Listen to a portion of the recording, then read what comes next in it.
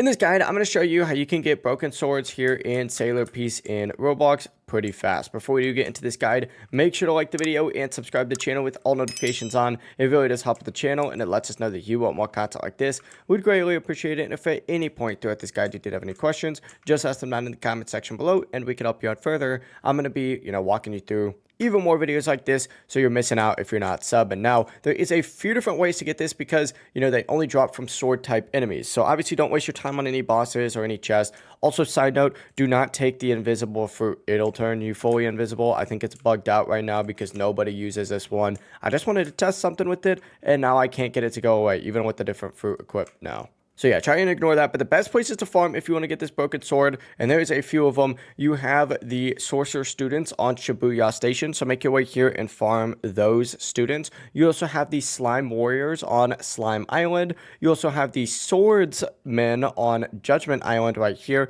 and then you're also going to have the ninjas on Ninja Island. In my personal opinion, the Slime Island one has always worked the best for me. So if you go to Slime Island, you could just make your way over to any of these NPCs over here and just constantly keep farming them over and over. And you're going to get broken swords pretty fast. Just keep in mind, you can farm really any NPC as long as they have a sword as their main weapon. Now, once you have enough broken swords, you could craft the Divine Grail or the Babylon Key, and both of those are on Boss Island, so just keep that in mind, but that is it. If you guys had any questions, ask them down in the comment section below, and we could help you out further. I'm going to be doing my best to reply to every single comment down there. Before you guys do leave this guide, though, make sure to like the video and subscribe to the channel with all notifications on. It really does help us out, lets us know that you want more content. Have a great rest of your day, though. Peace.